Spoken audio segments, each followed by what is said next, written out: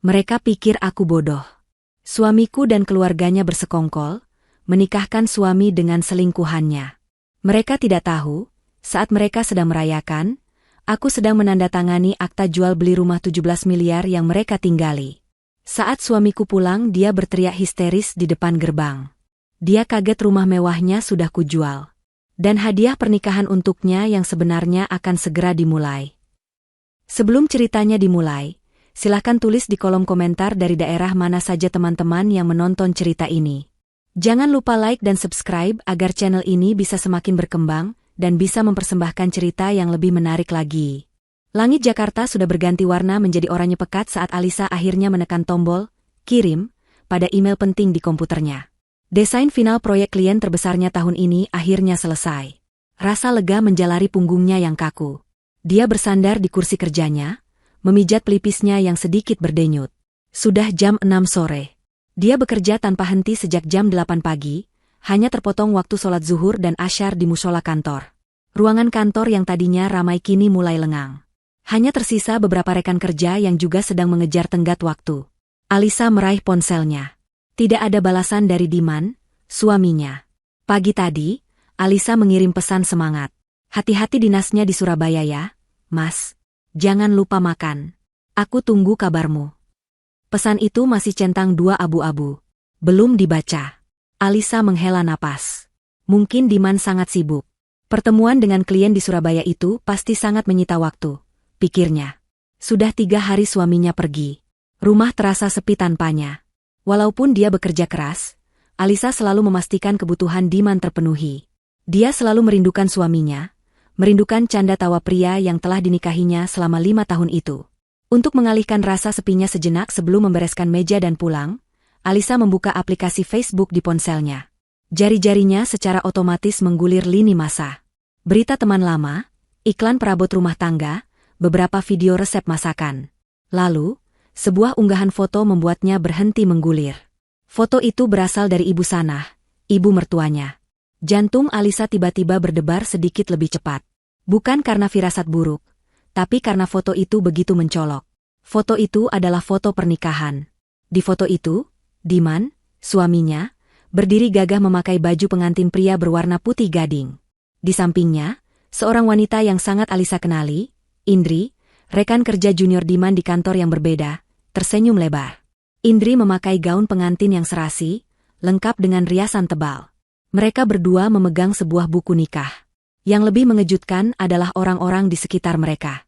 Ada Ibu Sanah yang berdiri tepat di sebelah Diman, memeluk putranya dengan bangga.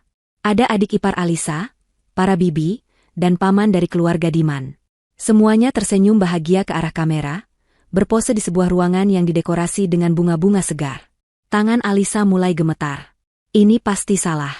Mungkin ini foto lama, mungkin ini acara syukuran, tapi pakaiannya adalah pakaian pengantin. Alisa membaca keterangan foto yang ditulis oleh Ibu Sanah. Kalimatnya singkat, namun terasa seperti tamparan keras di wajah Alisa. Semoga samawa anakku sayang, di mana Indri. Akhirnya halal juga. Dunia Alisa seakan berhenti berputar. Udara di ruangan berpendingin itu tiba-tiba terasa pengap. Suara ketikan keyboard dari rekan kerjanya di seberang ruangan terdengar mendengung jauh. Akhirnya halal juga. Kata, akhirnya, itu menyiratkan sebuah proses panjang yang disembunyikan darinya. Ini bukan kecelakaan. Ini bukan perjodohan mendadak. Ini adalah sesuatu yang sudah lama terjadi. Dengan jari-jari yang kaku, Alisa menekan foto itu, memperbesarnya. Tidak salah lagi. Itu Diman. Itu suaminya. Pria yang 3 hari lalu dia antarkan ke bandara, yang katanya akan dinas ke Surabaya. Pria yang dia kirimi pesan cinta pagi tadi. Dia melihat senyum Diman di foto itu. Senyum bahagia yang tulus. Senyum yang sudah lama tidak Alisa lihat saat Diman bersamanya. Kemudian, Alisa melihat kolom komentar. Komentar-komentar itu menghujamnya lebih dalam. Selamat ya Diman. Akhirnya Indri jadi bagian keluarga kita, tulis adik iparnya. Alhamdulillah. Ibu Sanah akhirnya dapat menantu baru yang siap kasih cucu. Selamat ya, Bu, tulis salah satu bibi Diman. Lancar acaranya, Mas Diman. Semoga cepat dapat momongan, timpal sepupu Diman. Semua orang tahu. Seluruh keluarga besar suaminya tahu. Mereka semua hadir di acara itu. Mereka semua merestui. Mereka semua menjadi bagian dari kebohongan besar ini. Alisa merasa mual. Jadi, saat dia sibuk bekerja, membanting tulang untuk membayar cicilan rumah mewah mereka, membayar tagihan mobil sport Diman, dan bahkan memberi uang bulanan rutin untuk ibu Sanah, mereka semua ada di belakangnya, merencanakan pernikahan kedua suaminya. Pernikahan siri. Tentu saja. Diman tidak mungkin berani menceraikannya atau meminta izin menikah lagi. Karena Diman tahu, hampir semua aset besar mereka adalah atas nama Alisa. Rumah yang mereka tinggali, rumah seharga 17 miliar di kawasan elit, adalah rumah yang Alisa beli menggunakan bonus besar dari perusahaannya beberapa tahun lalu. Meskipun Diman merengek agar rumah itu atas nama bersama, Alisa, yang dididik ayahnya untuk cerdas secara finansial, bersikeras rumah itu atas namanya sendiri. Diman akhirnya setuju, dengan syarat mobil mewah terbaru harus atas nama Diman. Alisa menuruti. Kini, semua kebaikannya terasa bodoh. Semua cintanya terasa sia-sia. Dia telah dikhianati secara massal. Bukan hanya oleh suaminya, tapi oleh seluruh keluarga yang selama ini dia hormati, yang selalu dia perlakukan dengan baik. Rasa sakitnya begitu menusuk, tapi anehnya, tidak ada air mata yang keluar. Yang ada hanyalah rasa dingin yang menusuk. Rasa dingin dari amarah yang murni. Alisa menutup aplikasi Facebook. Dia tidak perlu melihat lebih banyak lagi. Dia tidak perlu konfirmasi. Foto dan komentar itu sudah cukup. Dia menarik napas panjang, berusaha menenangkan tangannya yang masih gemetar. Dia menatap layar komputernya yang menampilkan email terkirim. Proyek selesai. Klien senang.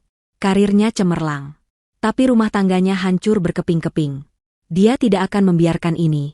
Dia tidak akan menjadi wanita lemah yang menangis di pojokan.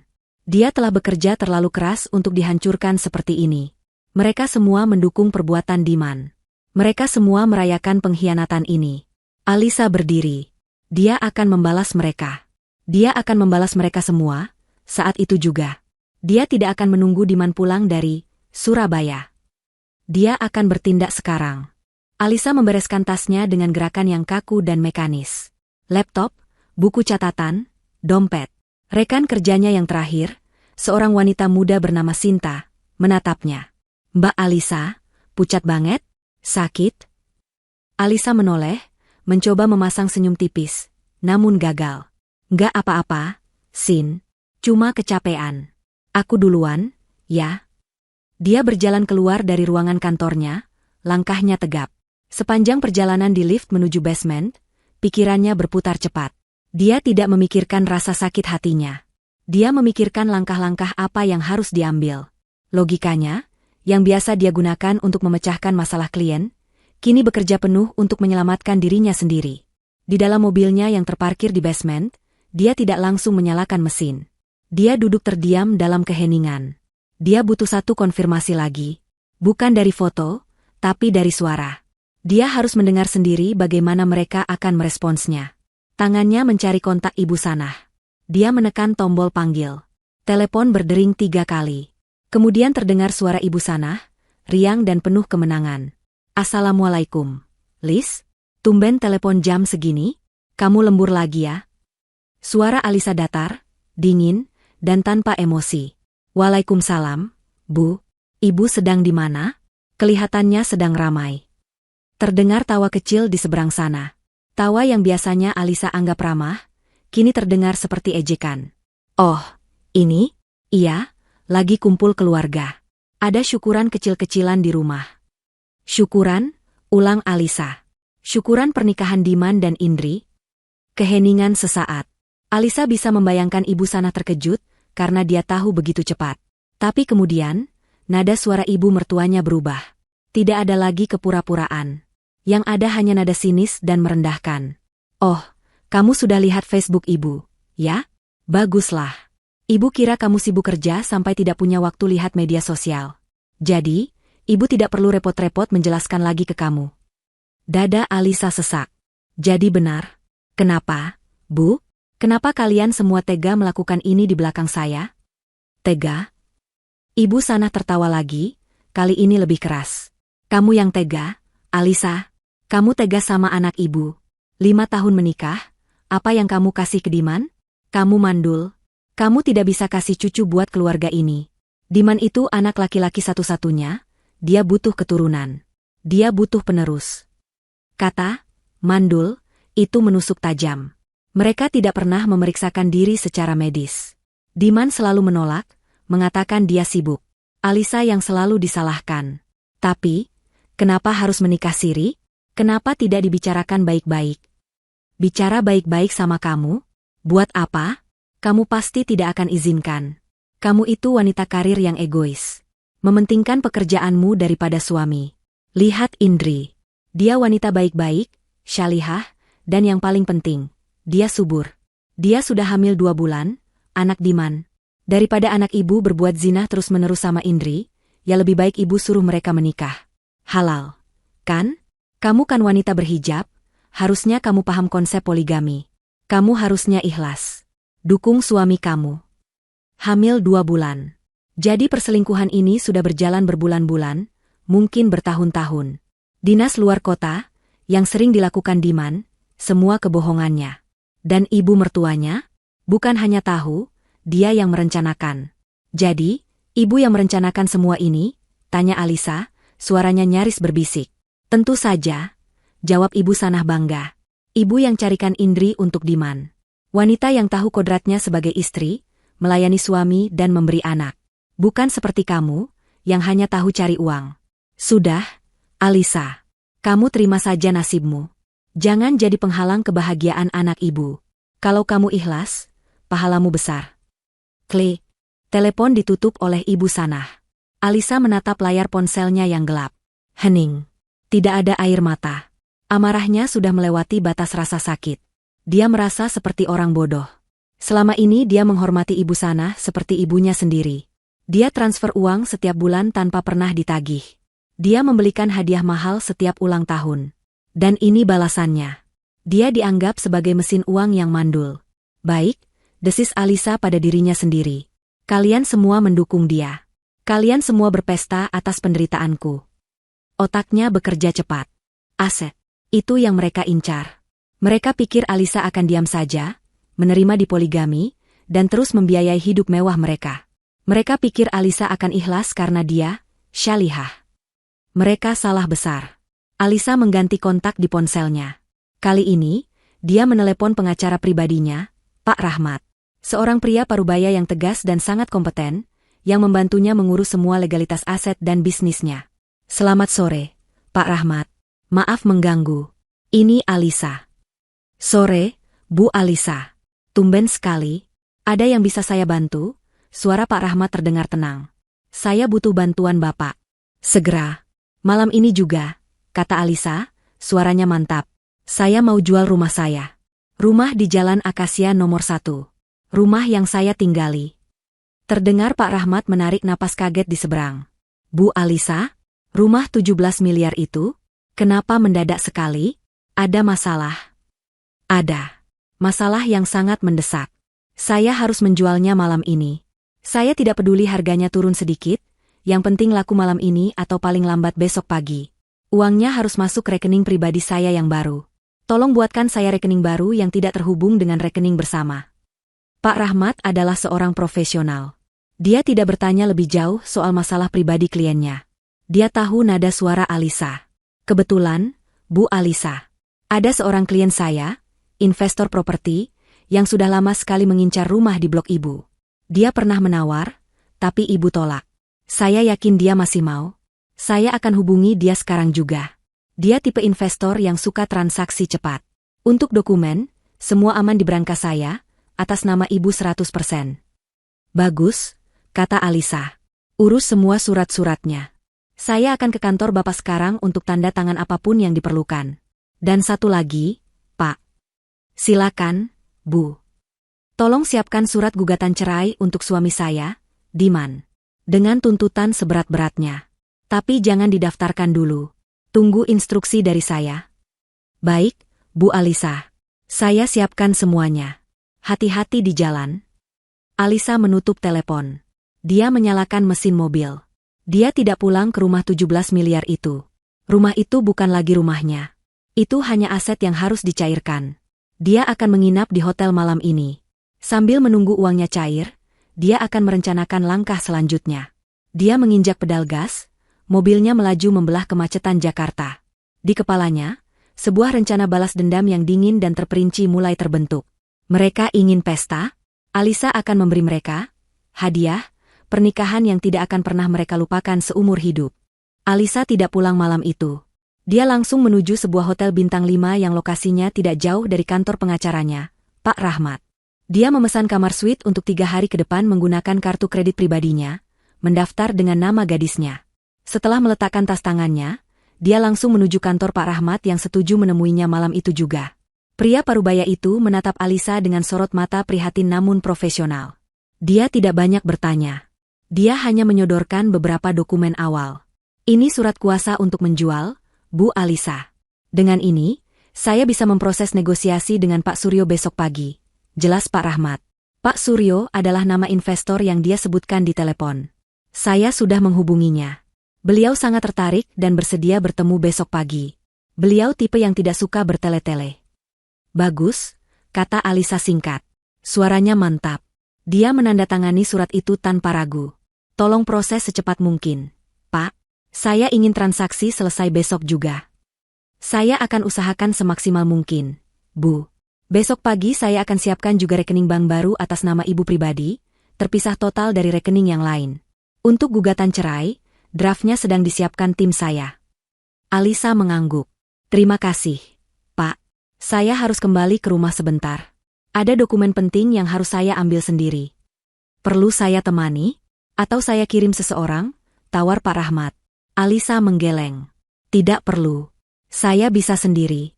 Rumah itu masih atas nama saya. Secara hukum, saya berhak penuh. Meninggalkan kantor Pak Rahmat, Alisa mengemudikan mobilnya menuju rumah di Jalan Akasia. Rumah megah seharga 17 miliar itu berdiri kokoh di bawah cahaya bulan. Terlihat indah, namun terasa dingin dan asing. Ini adalah kali terakhir dia ke sini. Dia memarkir mobilnya di garasi, di samping mobil sport mewah milik Diman. Milik Diman, Alisa tersenyum sinis. Dia yang membayarnya. Dia masuk menggunakan kunci cadangannya. Rumah itu gelap dan sepi. Art sudah pulang sejak sore. Alisa tidak menyalakan lampu utama. Dia hanya menggunakan lampu ponselnya, berjalan lurus menuju ruang kerja. Ruangan ini adalah wilayah kekuasaannya. Tempat di mana dia sering lembur, menghasilkan pundi-pundi uang yang dinikmati Diman dan keluarganya.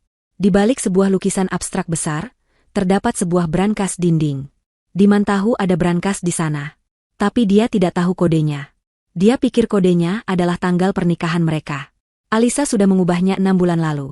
Setelah Diman suatu kali, bercanda, ingin meminjam sertifikat rumah untuk agunan pinjaman bisnis barunya. Bisnis yang tidak pernah berjalan. Alisa menekan kombinasi angka yang baru, tanggal ulang tahun almarhum ayahnya. Brankas itu terbuka dengan bunyi klik pelan. Di dalamnya, semua tersusun rapi. Alisa menarik napas dalam.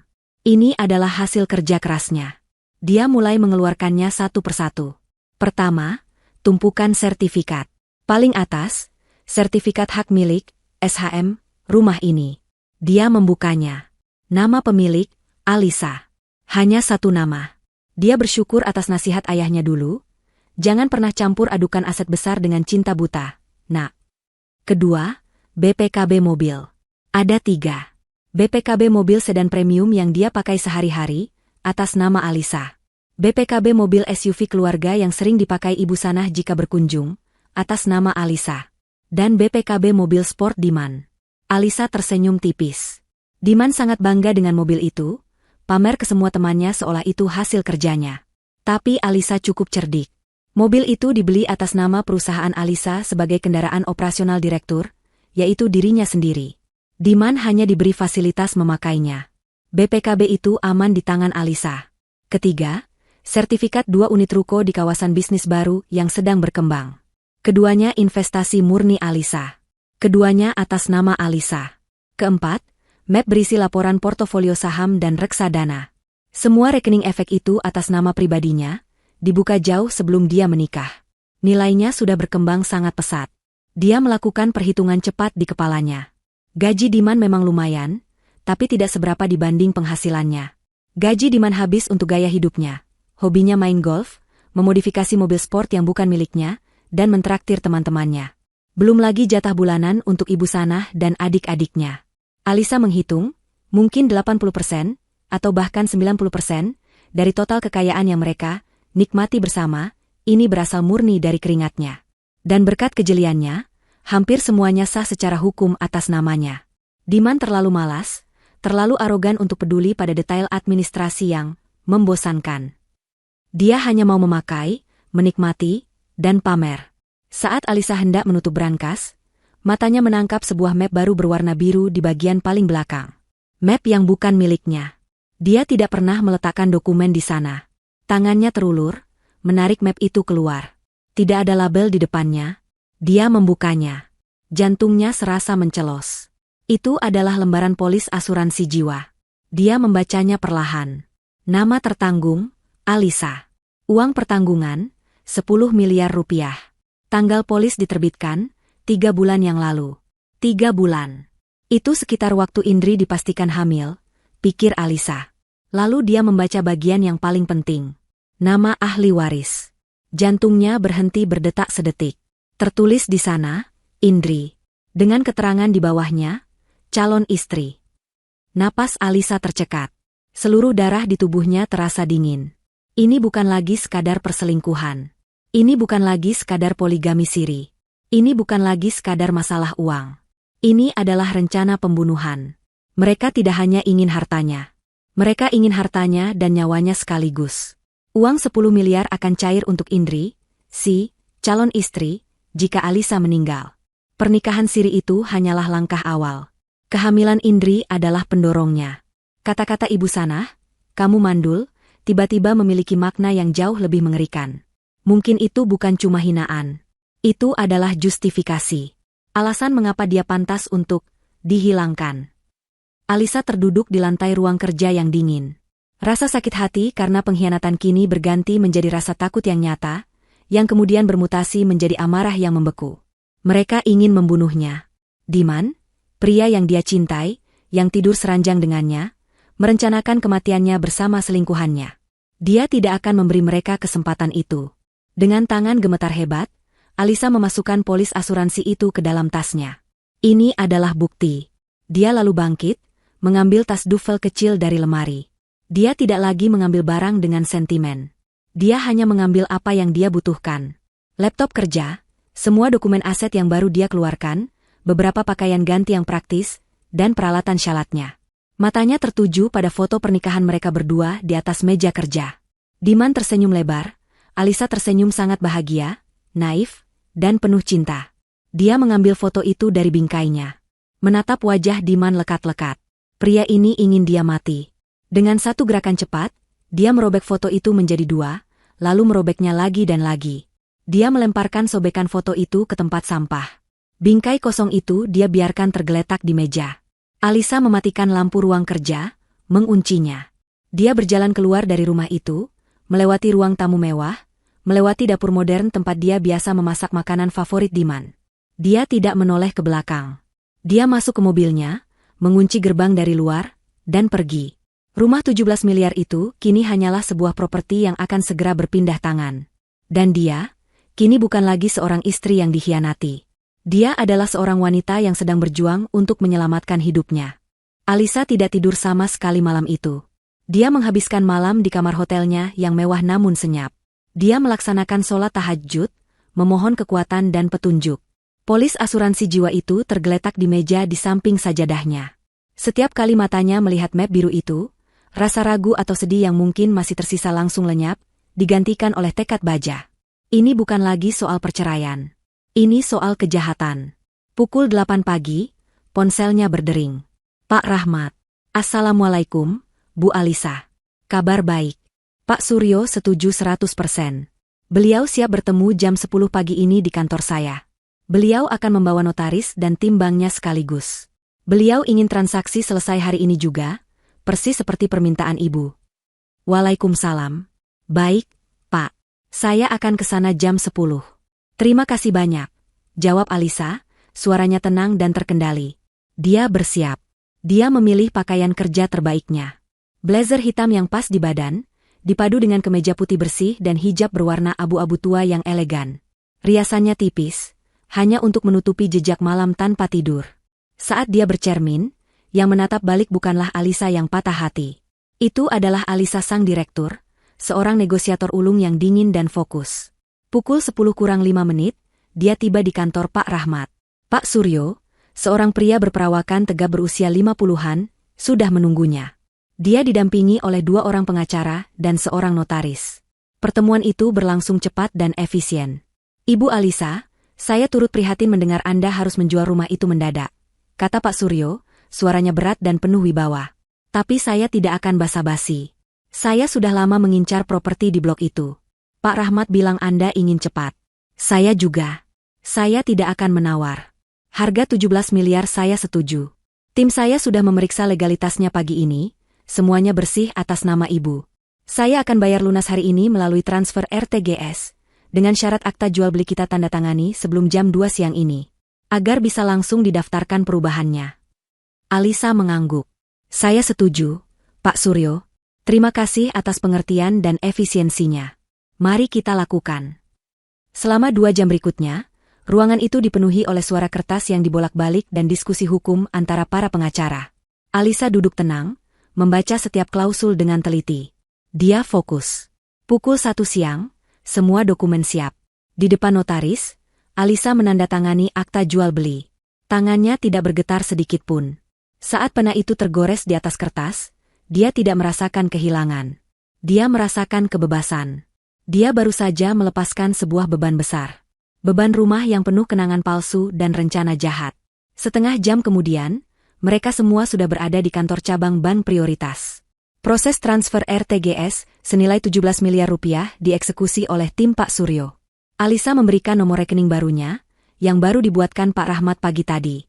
Rekening yang sama sekali tidak diketahui oleh Diman. Pukul 1:30 menit, sebuah notifikasi masuk ke ponsel Alisa. Pesan dari bank. Transaksi berhasil. Dana masuk rekening Anda sebesar 17 miliar rupiah. Alisa menunjukkan notifikasi itu kepada Pak Rahmat dan Pak Suryo. Pak Suryo tersenyum puas. Senang berbisnis dengan Anda, Bu Alisa. Kunci rumah akan diambil oleh tim saya sore ini, seperti kesepakatan. Tentu, kata Alisa. Dia sudah mengosongkan rumah itu dari barang-barang pribadinya. Sisanya, dia tidak peduli. Setelah Pak Suryo dan timnya pergi, Alisa tidak langsung meninggalkan bank. Dia duduk bersama manajer bank di ruang prioritas, dibantu oleh Pak Rahmat. Sekarang, ada beberapa hal lagi yang harus saya urus, kata Alisa pada manajer bank. Pertama, dia membuka aplikasi mobile bankingnya. Dia masuk ke rekening bersama. Rekening itu biasanya dia isi setiap awal bulan untuk biaya operasional rumah tangga, tagihan, dan uang jajan Diman.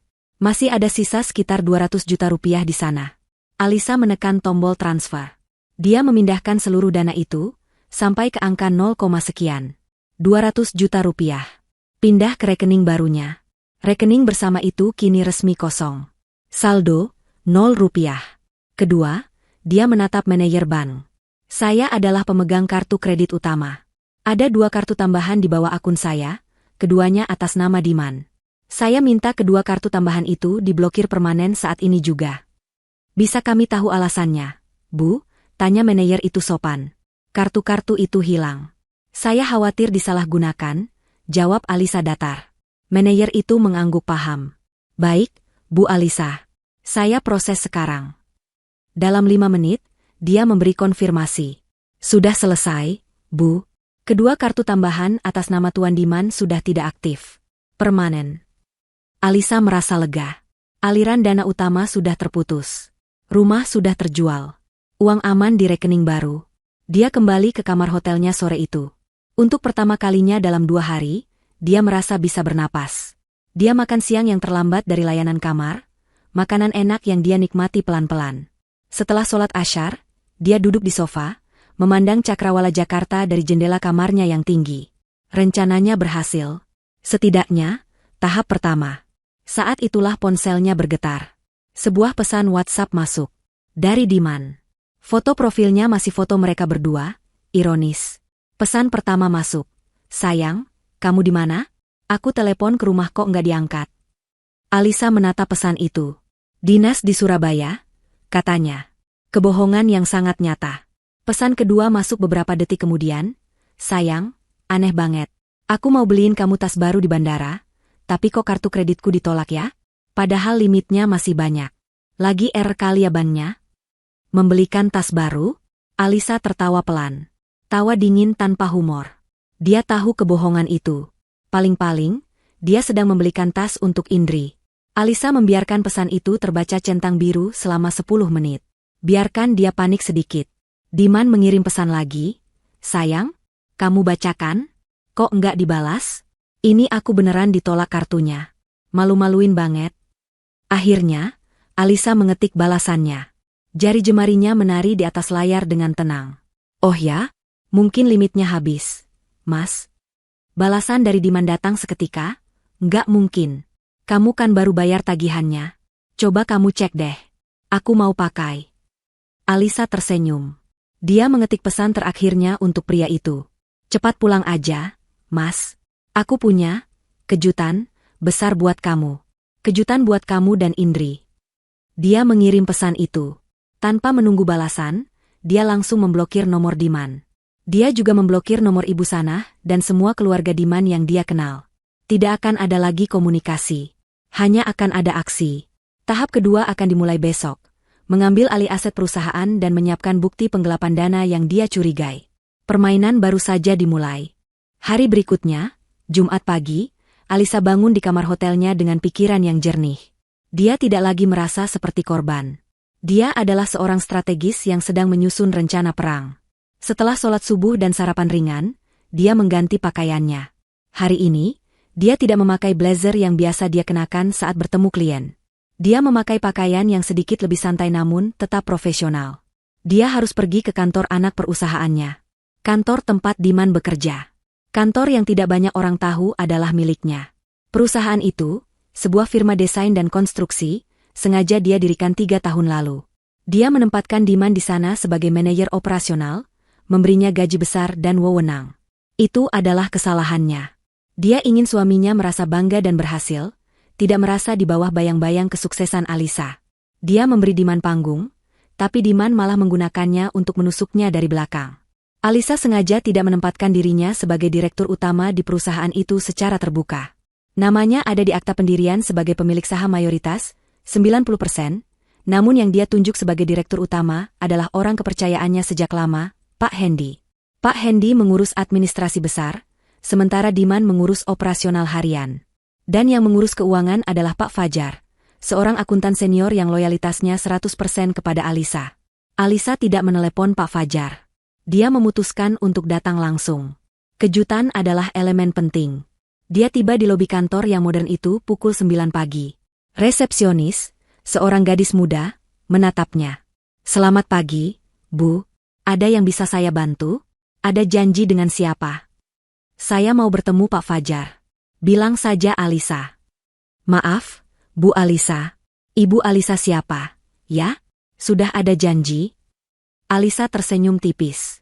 Bilang saja Alisa. Ini darurat. Dia akan mengerti. Resepsionis itu menelepon dengan ragu. Beberapa detik kemudian, matanya membelalak. Baik, Bu. Silakan langsung ke lantai 5. Pak Fajar akan menunggu ibu di depan lift. Benar saja, saat pintu lift terbuka di lantai 5, Pak Fajar sudah berdiri di sana dengan wajah pucat dan tegang. Dia adalah pria berusia akhir 40-an yang sangat teliti. Bu Alisa, tumben sekali. Ada apa, Bu? Apa ada masalah? Ada masalah besar, Pak Fajar. Dan saya butuh bantuan Bapak, kata Alisa sambil berjalan melewatinya. Ruangan Bapak. Sekarang, kunci pintunya. Di dalam ruangan kepala keuangan yang rapi itu, Alisa duduk di seberang Pak Fajar. Dia tidak membuang waktu. Pak Fajar, saya minta maaf datang tiba-tiba. Saya butuh Bapak menarik data keuangan Tuan Diman selama 6 bulan terakhir. Semua pengeluaran, semua pengajuan dana, semua invoice yang dia setujui. Sekarang juga. Wajah Pak Fajar semakin tegang. Dia tahu ini bukan kunjungan biasa. Baik, Bu, tentu. Dia segera beralih ke komputernya. Jarinya bergerak lincah di atas keyboard. Apakah ada pos pengeluaran spesifik yang Ibu cari? Semuanya. Mulai dari biaya perjalanan dinas, biaya representasi klien, sampai semua pembayaran ke vendor baru. Pak Fajar mulai membuka satu persatu file. Ini, Bu, Perjalanan dinas Tuan Diman. Cukup banyak. 3 hari lalu, ke Surabaya. Tiket pesawat, hotel bintang 5, biaya entertainment klien. Stop, kata Alisa. Perjalanan ke Surabaya. Saya ingin lihat detailnya. Pak Fajar membuka lampiran. Benar saja. Tiket pesawat, tagihan hotel, semua dibayar oleh perusahaan. Ini laporannya, Bu, kata Pak Fajar. Alisa mengeluarkan ponselnya. Dia membuka riwayat obrolannya dengan Diman. Dia menunjukkan layar itu pada Pak Fajar. Baca ini, Pak. Pak Fajar membaca pesan Diman sebulan lalu. Sayang, aku butuh uang 15 juta. Ada dinas penting ke Surabaya, tapi budget kantor lagi seret. Aku harus talangi dulu. Lalu Alisa menunjukkan bukti transfer dari rekening pribadinya ke rekening Diman sebesar 15 juta. Saya mentransfernya, kata Alisa dingin. Dan ini, perusahaan juga membayarnya. Ini namanya apa, Pak Fajar?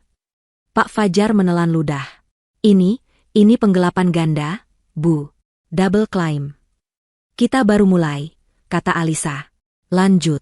Cari vendor. Vendor baru yang pembayarannya besar dan rutin. Pak Fajar menggulir layar. Dia berhenti pada satu nama. Ini, Bu. CV Pelita Jaya. Pembayaran untuk jasa konsultasi desain. Anehnya, ini baru 6 bulan terakhir. Tapi pembayarannya besar sekali. Setiap bulan, Tuan Diman meminta transfer 2 kali. Masing-masing 30–50 juta. Total astaga, totalnya sudah 420 juta, Bu. Siapa pemilik CV itu? Apa ada laporan kerjanya? Apa ada kontraknya? Pak Fajar terlihat bingung. Itu dia masalahnya, Bu. Tuan Diman selalu bilang ini vendor khusus. Dia yang mengurus kontraknya langsung. Pembayaran selalu diajukan mendadak. Dan dia yang tanda tangan persetujuan, lalu meminta saya mentransfer segera. Dia bilang ini untuk proyek rahasia. Proyek rahasia, desis Alisa. Dia segera menelepon Pak Rahmat, pengacaranya. Pak, tolong cek nama sebuah perusahaan. CV Pelita Jaya. Saya kirim NPWP-nya. Saya butuh nama pemiliknya. Segera. Sambil menunggu kabar dari Pak Rahmat, Alisa berkata pada Pak Fajar, cari lagi. Biaya entertainment. Bawa klien. Pak Fajar membuka data kartu kredit korporat yang dipegang Diman. Tagihannya melonjak. Restoran mewah, butik desainer, dan sebuah toko perhiasan. Ini, Bu, pembelian kalung berlian. 30 juta. Keterangannya, hadiah untuk istri klien X. Alisa tertawa. Tawa yang sangat getir. Dia ingat, 3 bulan lalu Diman pulang dan mengeluh betapa susahnya mengambil hati klien X itu. Alisa tidak pernah menerima kalung berlian. Ponsel Alisa berdering. Pak Rahmat. Sudah dapat datanya, Bu Alisa. CV Pelita Jaya. Terdaftar 3 bulan lalu. Alamatnya sepertinya alamat palsu, ruko kosong. Dan nama pemiliknya, direkturnya, adalah Indriani. Indri, bisik Alisa. Betul, Bu. Indriani. Rekening bank perusahaan itu juga atas nama dia. Alisa menutup telepon. Dia menatap Pak Fajar. Pak, 420 juta itu masuk rekening pribadi selingkuhan suami saya. Pak Fajar terperangah. Wajahnya memerah karena marah. Dia merasa ikut dibohongi. Kurang ajar. Saya dibodohi mentah-mentah. Bukan hanya Bapak. Saya juga, kata Alisa. Sekarang, kita hitung. 420 juta ke Indri.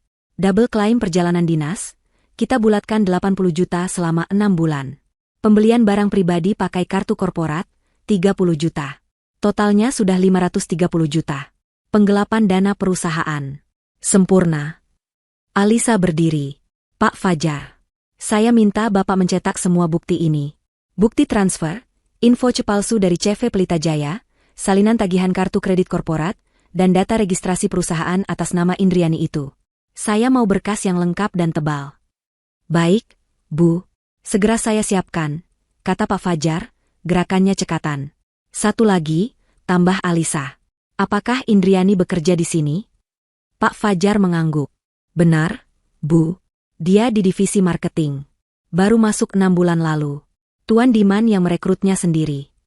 Pas sekali, kata Alisa. Tolong siapkan surat pemecatan untuk Tuan Diman dan Nona Indriani. Saat ini juga.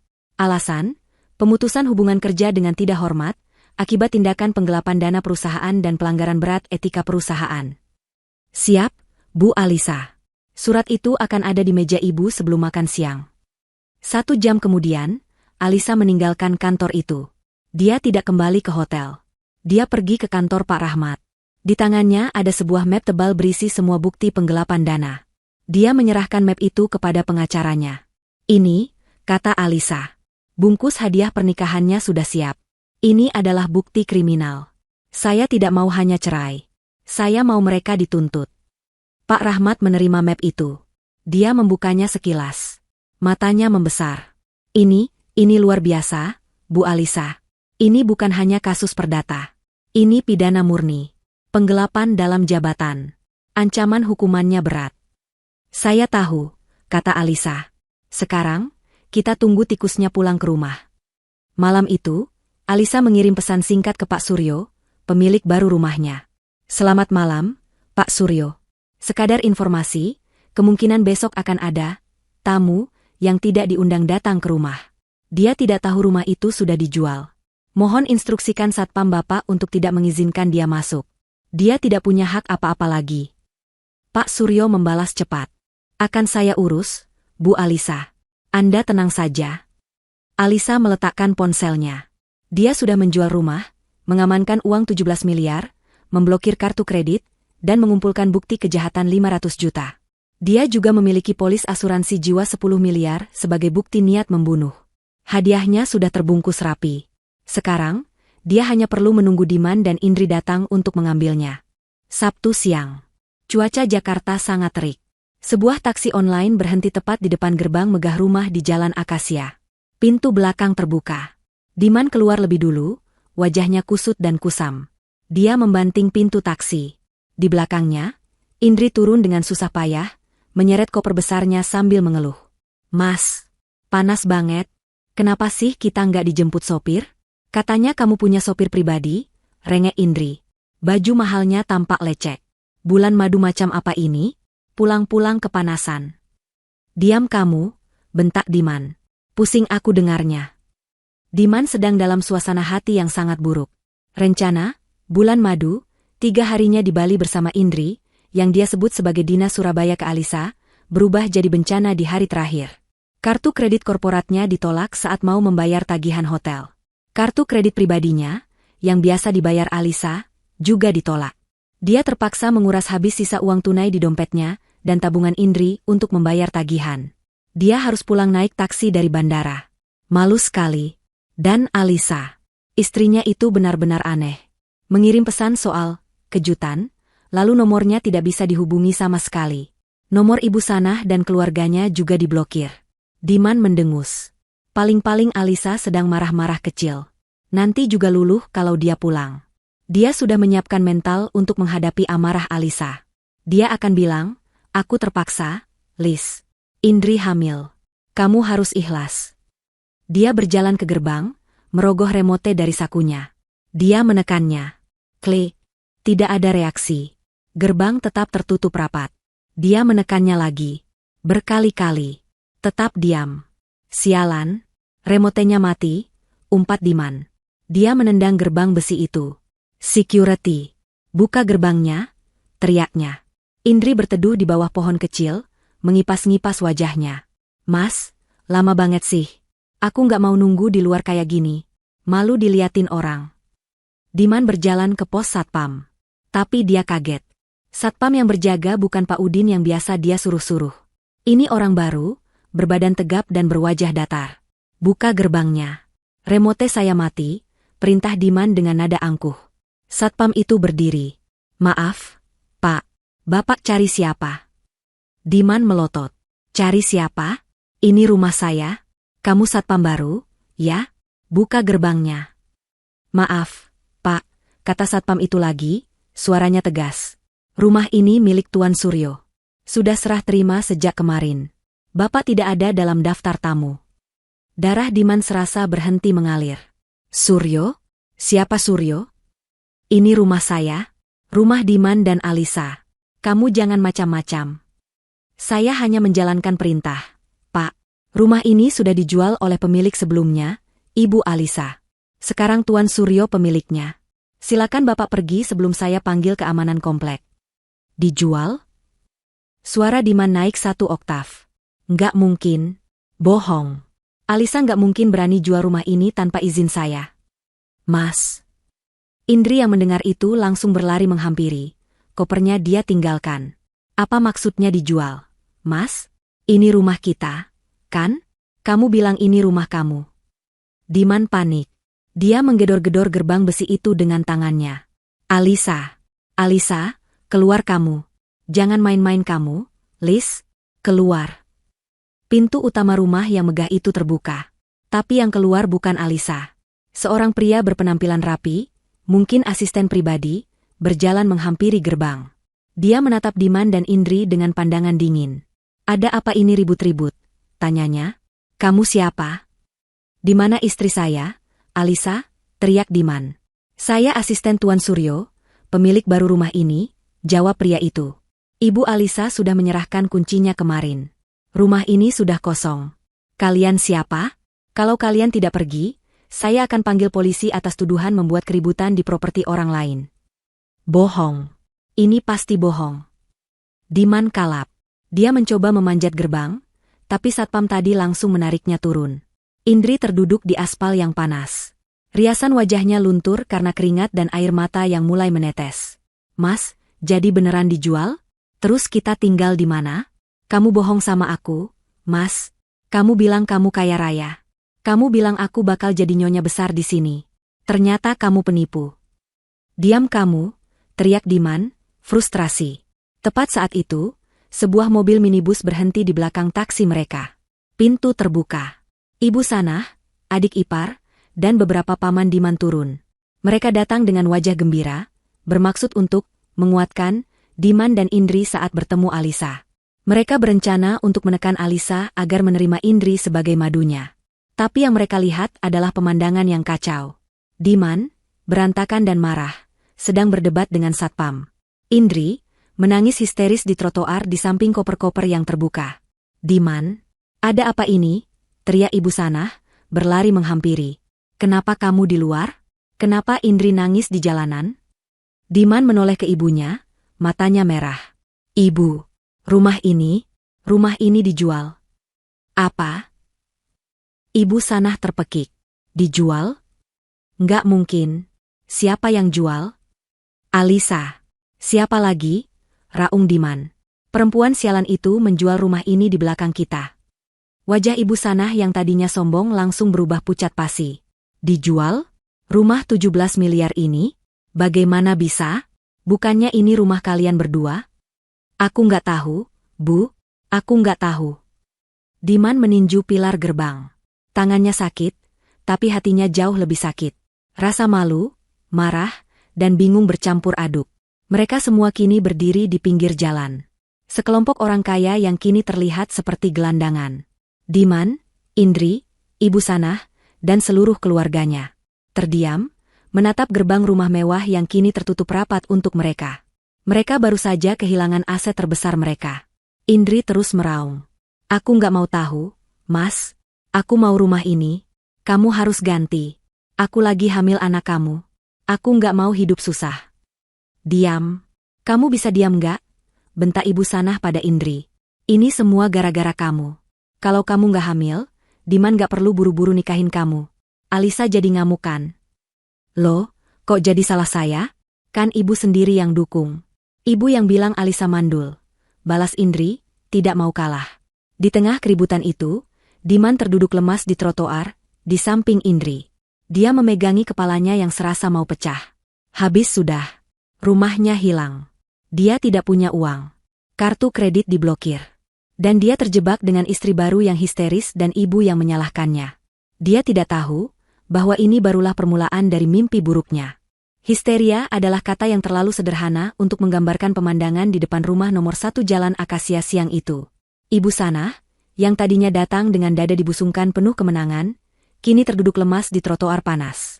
Wajahnya pucat pasi, mulutnya komat kamit. Hilang. Hilang semua. Rumah 17 miliar.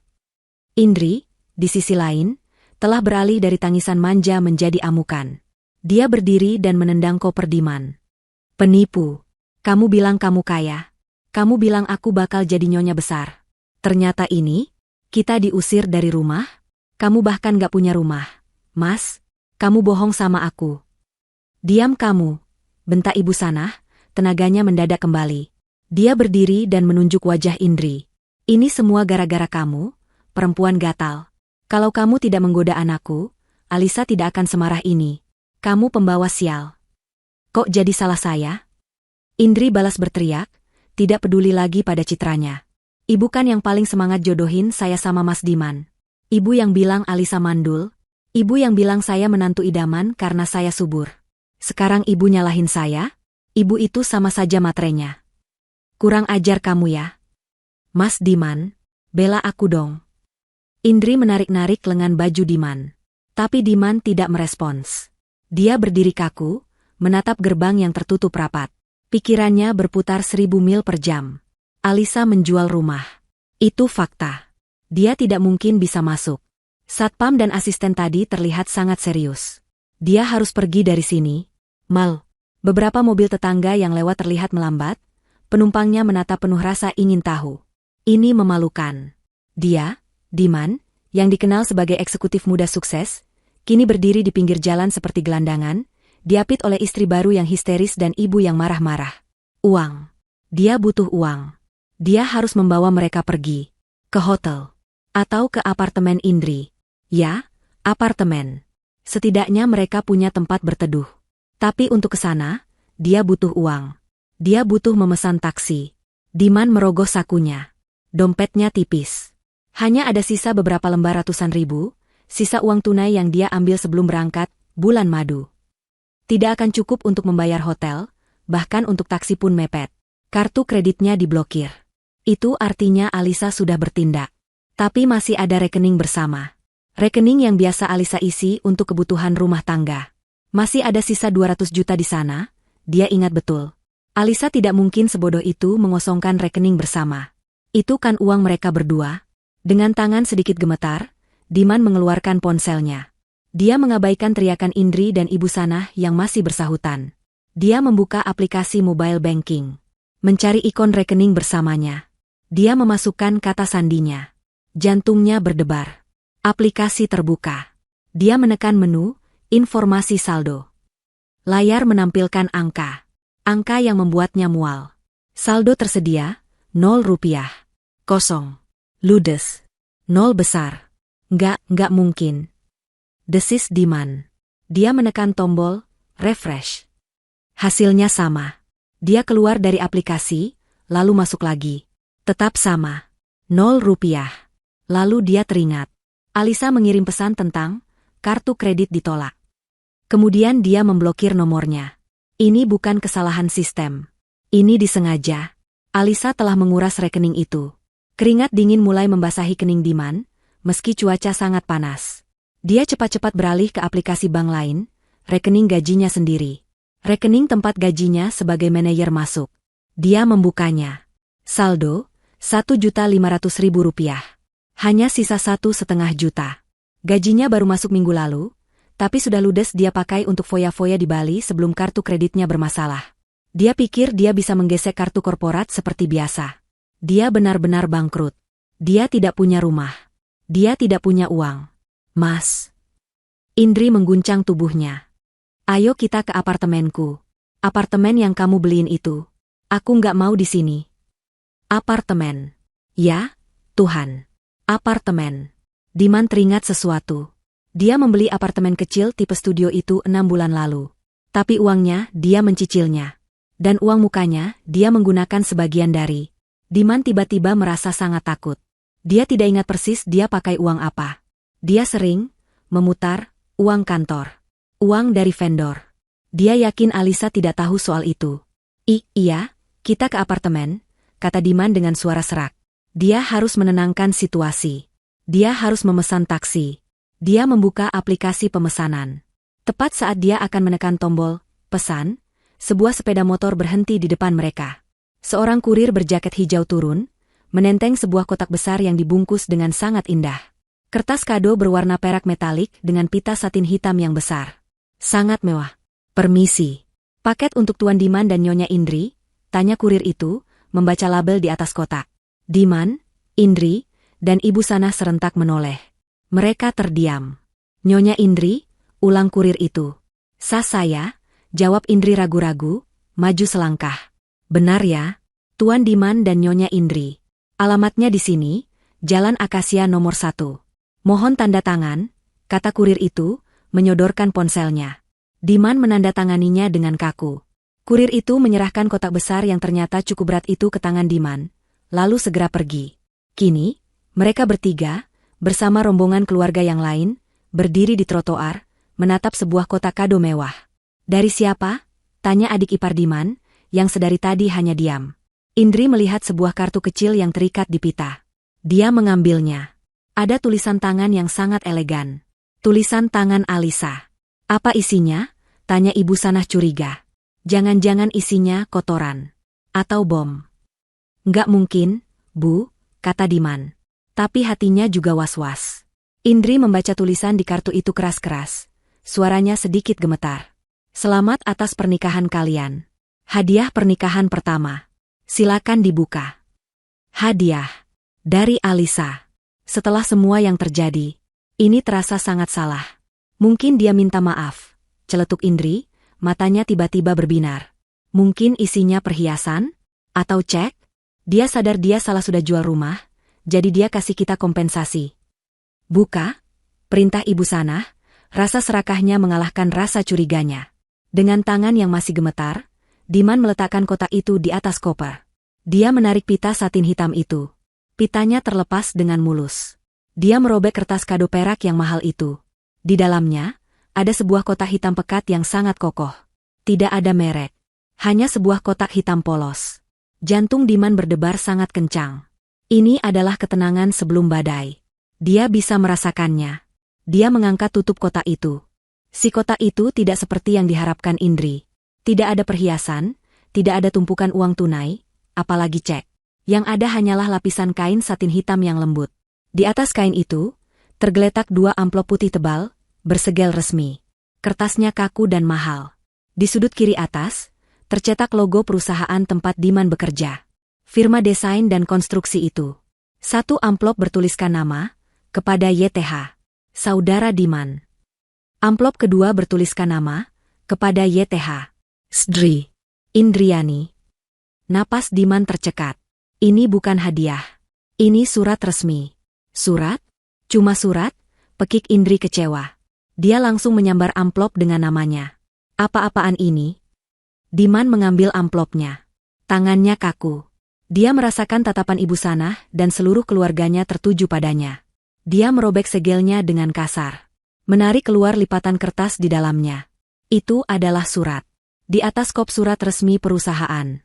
Ditandatangani oleh Direktur Utama, Pak Hendi. Diman membacanya. Matanya bergerak cepat menyusuri baris demi baris. Perihal, surat pemutusan hubungan kerja, PHK, dengan tidak hormat.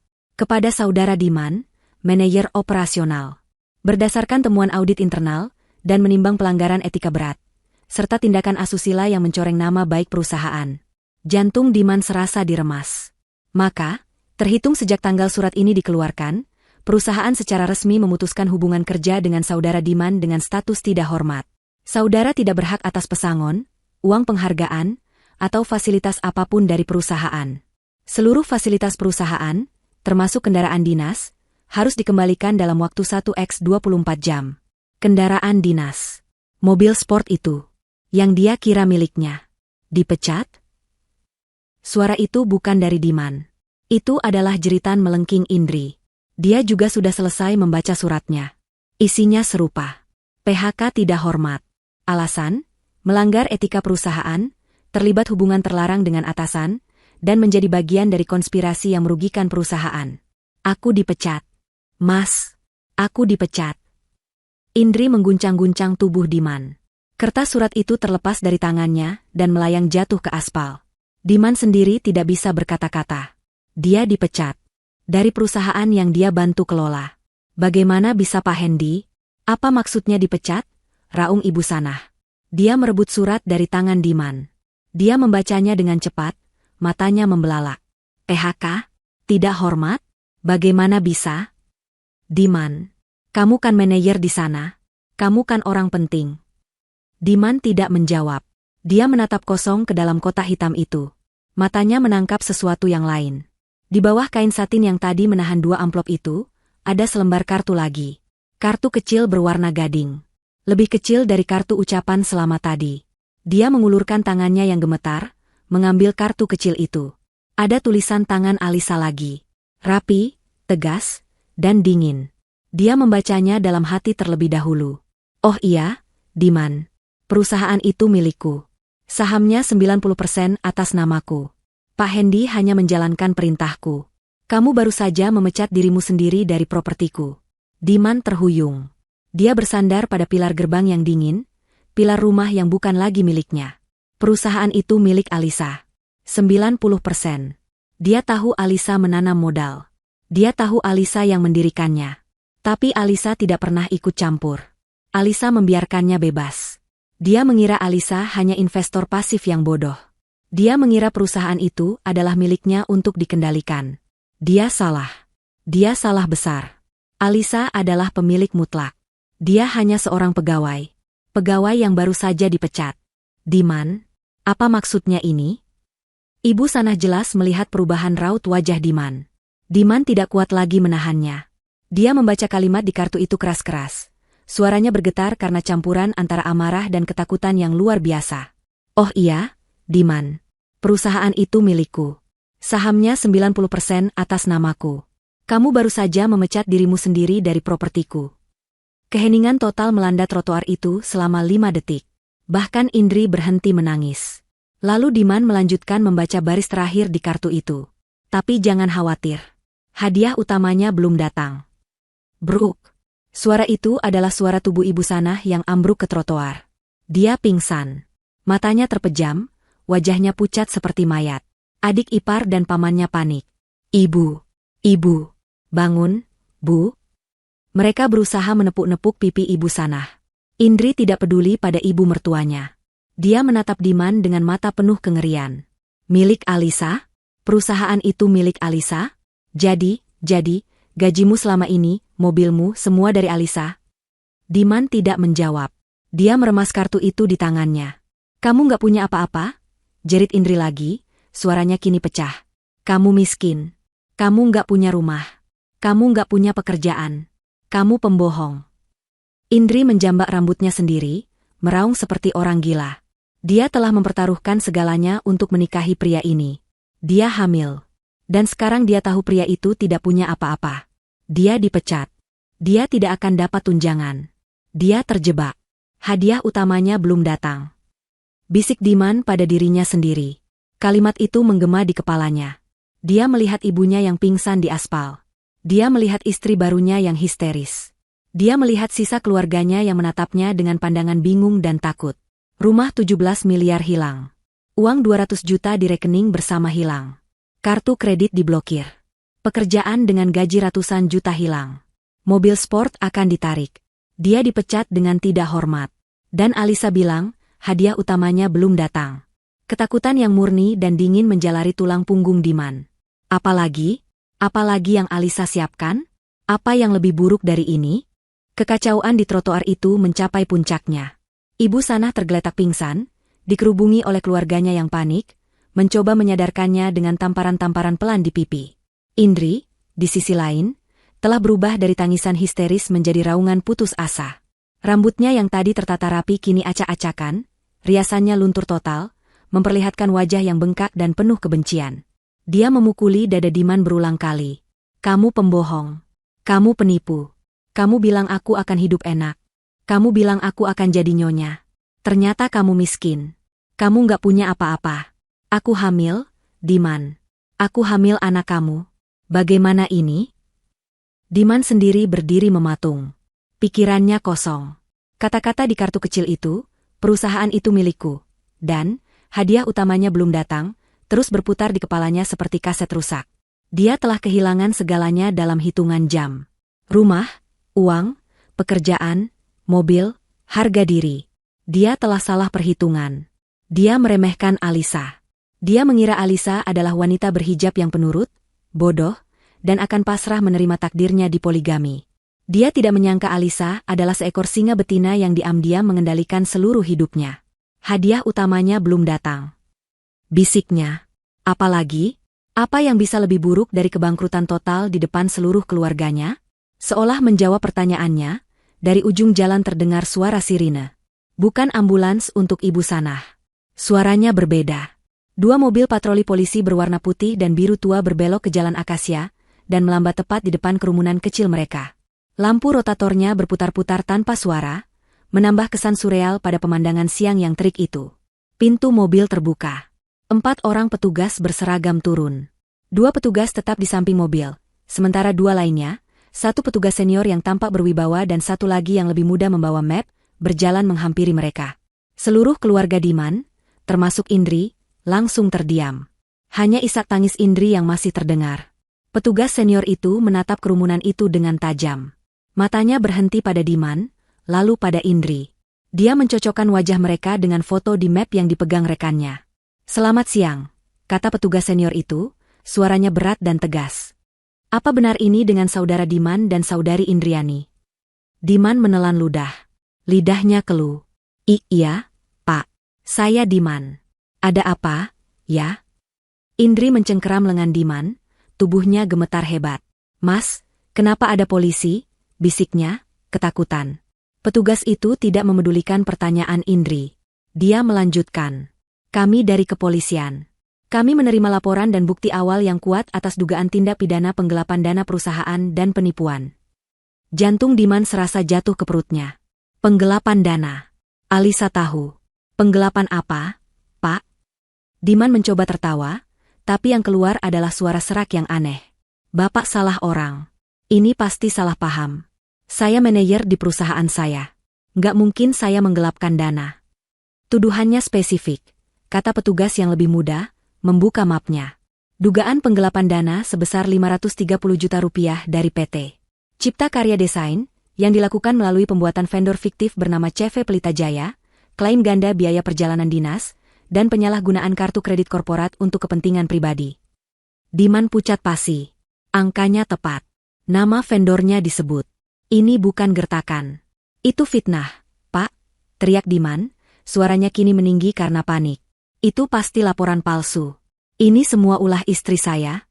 Dia mau menjebak saya." "Anda bisa menjelaskan itu semua di kantor polisi," kata petugas senior itu datar. "Saat ini, Anda berdua harus ikut kami untuk pemeriksaan lebih lanjut." "Nggak bisa. Saya nggak mau." Indri menjerit. "Saya lagi hamil, Pak. Saya nggak tahu apa-apa. Saya cuma disuruh tanda tangan sama Mas Diman. Dia yang urus semuanya. Saya korban." "Indri, tutup mulutmu," bentak Diman. Tepat saat itu, sebuah mobil sedan hitam mewah yang berbeda, bukan mobil Alisa yang biasa, berhenti dengan mulus di belakang mobil polisi. Pintu belakang terbuka. Alisa melangkah keluar. Dia tampak sangat berbeda. Tidak ada raut wajah sedih, marah, atau panik. Dia tampak tenang, dingin, dan sangat berwibawa. Dia mengenakan blus sutra berwarna krem, celana bahan yang rapi, dan hijab yang serasi. Kacamata hitam besar menutupi matanya, menambah kesan tak tersentuh. Dia tidak sendirian. Di belakangnya, Pak Rahmat, pengacaranya, ikut turun membawa sebuah koper arsip kecil. Diman menatap Alisa dengan mata membelalak. "Alisa, kamu yang laporin saya, kan?" teriaknya. "Kamu tega. Kamu mau penjarain suami kamu sendiri?"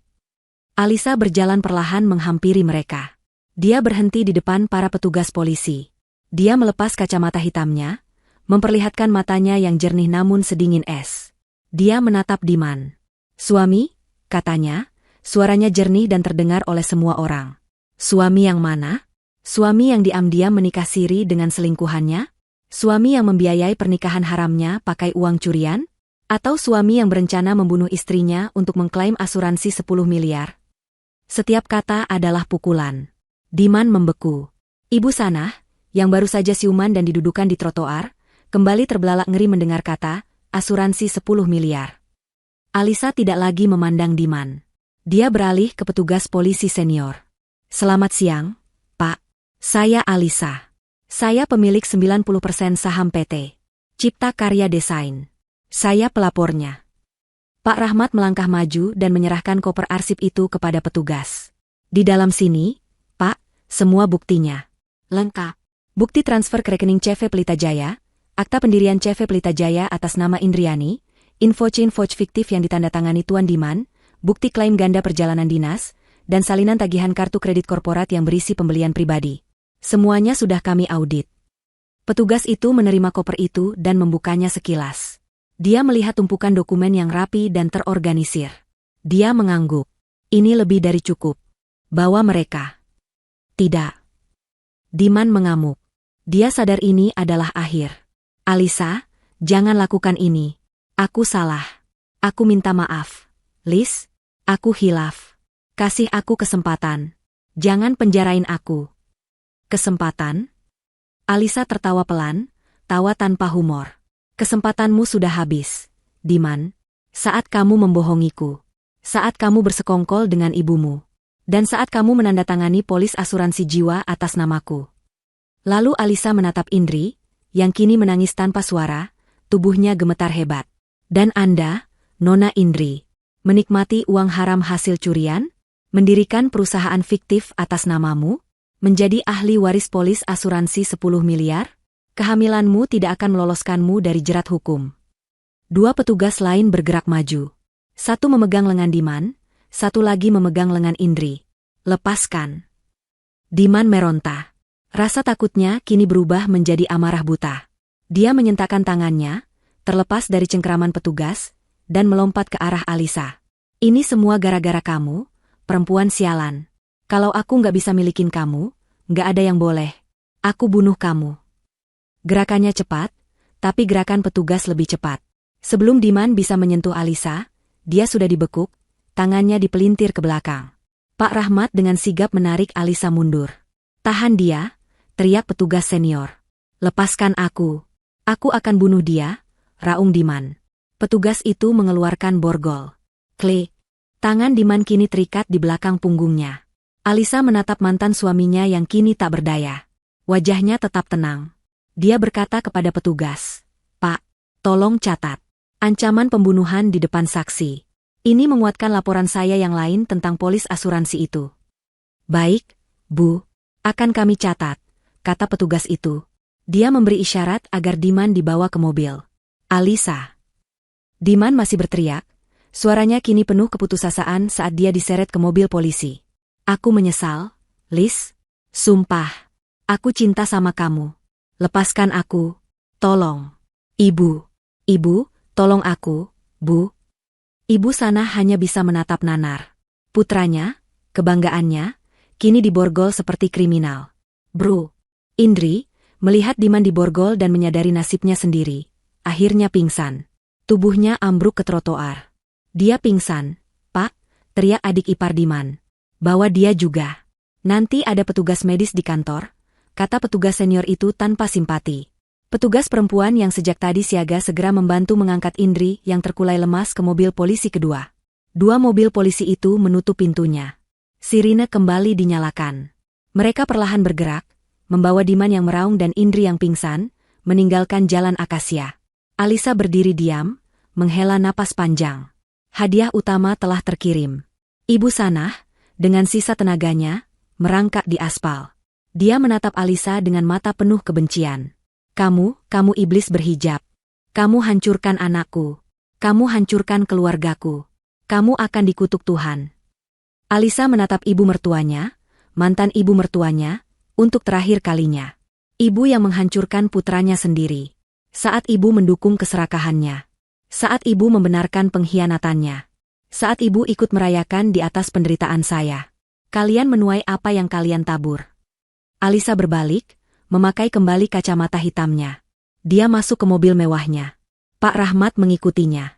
Mobil itu melaju dengan tenang, meninggalkan Ibu Sanah yang meraung-raung di trotoar panas, dikelilingi sisa keluarganya yang malu dan hancur. Permainan telah selesai. Alisa telah menang. Proses hukum berjalan cepat dan tanpa ampun. Bukti-bukti yang diserahkan Alisa terlalu kuat untuk dibantah. Berkas yang disiapkan oleh Pak Rahmat dan Pak Fajar begitu rapi, memperlihatkan jejak digital dan aliran dana yang tak terpatahkan. Penggelapan 530 juta rupiah itu terbukti tanpa keraguan. Diman mencoba berkelit. Dia menyalahkan Indri. Dia bilang dia dijebak. Dia bilang Indri yang menggodanya dan mengelola keuangan CV Pelita Jaya. Tapi pengakuannya dimentahkan oleh tanda tangannya yang ada di setiap info palsu dan surat pengajuan dana. Indri, di sisi lain, mencoba menggunakan kehamilannya untuk mencari simpati. Dia mengaku sebagai korban, dipaksa oleh Diman untuk menandatangani dokumen yang tidak dia mengerti. Tapi rekening bank CV Pelita Jaya yang berisi ratusan juta itu atas namanya, dan dia terbukti aktif menarik uang dari rekening itu untuk belanja barang-barang mewah. Setelah persidangan yang melelahkan, hakim mengetuk palu. Keadilan telah ditegakkan. Diman dinyatakan bersalah sebagai otak penggelapan dalam jabatan. Dia divonis hukuman penjara selama 5 tahun. Ancaman pembunuhan yang dia teriakkan di depan polisi dan polis asuransi jiwa 10 miliar yang dia buat atas nama Alisa menjadi faktor pemberat. Hakim melihatnya sebagai individu berbahaya dengan niat jahat yang terencana. Indri juga dinyatakan bersalah. Perannya sebagai kaki tangan yang turut menikmati hasil kejahatan terbukti. Dia divonis 3 tahun penjara. Kehamilannya tidak membebaskannya, hanya memastikan dia akan melahirkan di dalam tahanan, dengan fasilitas medis penjara. Karma tidak berhenti di sana. Ibu Sanah adalah orang yang paling hancur. Putra satu-satunya, kebanggaannya, kini seorang narapidana. Dia kehilangan sumber pendapatan utamanya. Keluarga besar yang dulu memujanya kini menjauhinya. Mereka malu dan tidak mau terseret dalam aib keluarga. Berita tentang kasus ini menyebar di lingkungan mereka, membuat Ibu Sanah tidak berani keluar rumah. Untuk membiayai pengacara Diman yang mahal, yang pada akhirnya tetap kalah, dia terpaksa menjual rumahnya sendiri. Rumah itu laku dengan harga murah karena dia butuh uang cepat. Dalam setahun, Ibu Sanah jatuh miskin. Dia harus pindah ke sebuah kontrakan sempit di Gang Senggol, hidup sebatang kara, penuh penyesalan dan kebencian. Indri melahirkan seorang bayi laki-laki di rumah sakit penjara. Sesuai prosedur, bayi itu hanya boleh bersamanya selama beberapa waktu sebelum akhirnya diserahkan ke dinas sosial, karena keluarga Indri sendiri menolak untuk mengasuh bayi itu. Mereka malu dan telah mencoret nama Indri dari kartu keluarga.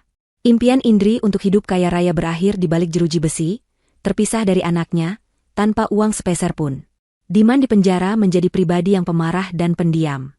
Dia kehilangan segalanya. Wajah tampannya memudar, tergantikan oleh tatapan kosong. Dia menyesal. Bukan menyesal karena telah mengkhianati Alisa, tapi menyesal karena dia bodoh, ceroboh, dan tertangkap. Dan Alisa? Dia menceraikan Diman secara resmi saat suaminya itu masih dalam proses penyidikan. Pengadilan mengabulkan gugatannya dengan sangat mudah, mengingat adanya bukti perzinahan dan tindak kriminal. Dengan uang 17 miliar dari penjualan rumah, ditambah seluruh aset pribadinya yang lain, Alisa memulai hidup baru. Dia tidak mau lagi berhubungan dengan perusahaan konstruksi yang mengingatkannya pada pengkhianatan itu. Dia menjual PT Cipta Karya Desain kepada Pak Hendy dan beberapa investor lain. Alisa memutuskan untuk menggunakan kekuatannya untuk sesuatu yang lebih besar. 2 tahun kemudian, di sebuah ballroom hotel mewah di Jakarta, Alisa berdiri di atas panggung. Dia tampak anggun dan bersinar. Hijabnya yang berwarna biru langit serasi dengan pakaiannya. Dia tidak lagi terlihat dingin, matanya kini memancarkan kehangatan dan kepercayaan diri. Dia sedang berbicara di depan ratusan tamu undangan, dalam acara peluncuran resmi, Yayasan Pelita Alisa.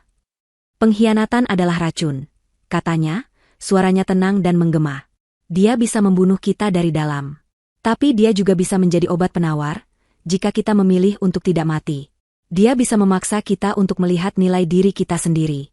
Hari ini, saya berdiri di sini bukan sebagai korban. Saya berdiri sebagai seorang penyintas, yang memilih untuk mengubah racun itu menjadi kekuatan. Tepuk tangan membahana. Yayasan Pelita Alisa adalah sebuah lembaga nirlaba yang dia dirikan, didanai sepenuhnya dari kekayaan pribadinya. Tujuannya, memberikan bantuan hukum, perlindungan, dan pelatihan kemandirian finansial bagi perempuan-perempuan korban kekerasan dalam rumah tangga, KDRT, dan penipuan finansial. Setelah acara selesai, asisten pribadinya, Sinta, mantan rekan kerjanya yang kini dia rekrut, menghampirinya dengan sebuah tablet. Mbak Alisa, acaranya sukses besar. Banyak donatur yang langsung mendaftar. Oh iya, ada berita kecil tadi. Berita apa? Tanya Alisa sambil menerima secangkir teh hangat. Lelang terakhir rumah kontrakan Ibu Sanah sudah selesai. Dia diusir karena tidak bisa bayar sewa. Sekarang kabarnya dia menumpang di rumah kerabat jauhnya, diurus seperti pembantu, lapor Sinta datar. Dan Indri, permohonan pembebasan bersyaratnya ditolak hakim. Dia dianggap belum menunjukkan penyesalan. Alisa terdiam sejenak. Dia menatap keluar jendela, melihat matahari Jakarta yang mulai terbenam. Tidak ada rasa puas, tidak ada juga rasa kasihan. Yang ada hanyalah rasa netral. Keadilan alam semesta telah berjalan dengan sendirinya. Mereka semua telah menuai apa yang mereka tabur. Baiklah, kata Alisa, akhirnya. Dia berbalik dari jendela, tersenyum pada Sinta. Abaikan berita itu. Kita masih banyak pekerjaan. Tolong siapkan pertemuan dengan tim hukum kita. Ada klien baru yang butuh bantuan kita. Alisa melangkah pergi dari ballroom, dikelilingi oleh orang-orang yang menghormatinya. Dia telah kehilangan seorang suami pengkhianat, tapi dia mendapatkan dirinya sendiri kembali. Dia bebas, dia kaya, dan yang terpenting, dia telah mengubah lukanya menjadi cahaya bagi orang lain. Itu adalah karma terbaik, dan akhir cerita yang paling memuaskan.